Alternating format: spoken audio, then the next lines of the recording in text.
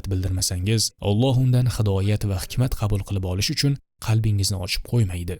Yaxshilab eshiting. Makkadagi Quraysh qabilasi arab tilini siz bilan mendan anchayin yaxshi bilishardi, birodarlar. Ular borib hadislarni o'rganishlari, biror sura qachon nozil bo'lganini o'qib chiqishlari kerak emasdi. Ular o'sha davrda yashayotgandilar. Ammo shunda ham Qur'onga nisbatan ularning munosabatlari undan manfaat olishdan to'sib qo'ydi. Munosabatning qanchalik ahamiyatli ekanini ko'ryapsizmi? Gap faqat ilmda emas. Tarjimasini o'qib nima deyilayotganini tushunib olaveraman degan gap Qur'onga ishlamaydi. Buni boshqa kitoblarga aytsangiz bo'ladi. Romanlar, maqolalar, umuman boshqa mavzularga to'g'ri keladi. Lekin Qur'on unday emas. Qur'onning ilk talabi to'g'ri munosabat.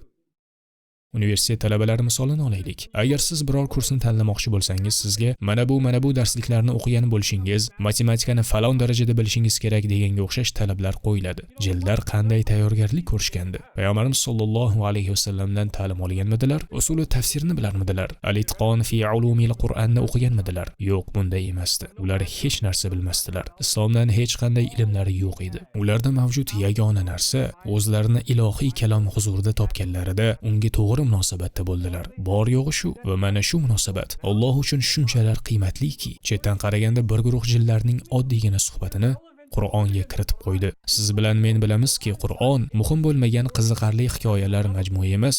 Alloh aytayotgan har narsa men uchun, siz uchun kerakli. Shuning uchun aytilgan u kalomlar. Fihi zikrukum. Unda sizning zikringiz bor. Unda men haqimda so'zlanyapti. Jillar haqidagi bu oyatlar siz bilan men mo'min o'laroq Qur'onga qanday munosabatda bo'lishimiz lozimligini ta'lim beradi.